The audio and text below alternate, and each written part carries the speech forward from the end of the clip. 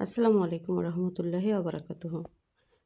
গ্রামের প্রকৃতির সৌন্দর্যগুলো এত বেশি মুগ্ধ করে যা আসলে আমাদের ভাষায় প্রকাশ করা খুবই কঠিন হয়ে পড়ে। এত সুন্দর প্রকৃতির মাঝে হেঁটে যাচ্ছি। তো গ্রামের বাড়িতে আমাদের এই যে বেগুন ক্ষেতগুলো আছে, এগুলো আমাদের না, অন্যরা লাগিয়েছেন। কিন্তু দেখুন কি সুন্দর! পাশে আছে আ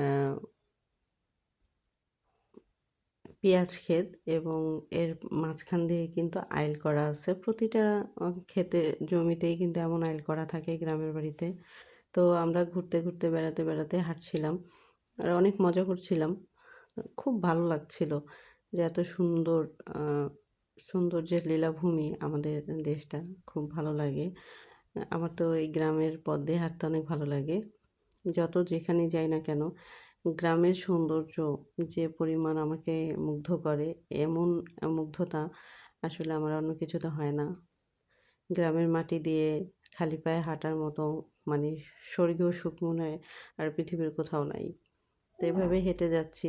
এখন যেহেতু শুকনা মৌসুম, তো যে বাঁশের একটা সাঁকো পড়ে আছে, ওটা কিন্তু বর্ষাকালে খুবই প্রয়োজনীয় একটা আ উম জিনিস ছিল। কিন্তু এখন দেখুন শীতকাল আসছে, এখন তার প্রয়োজন নাই। কারণ অল্টার একটা রাস্তা হয়ে গেছে।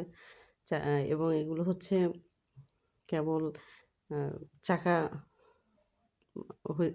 চাকা হয়ে আছে। যেহেতু ক্ষেতে ফসল কেবল ফলানো অনেক জায়গায় শুরু হইছে।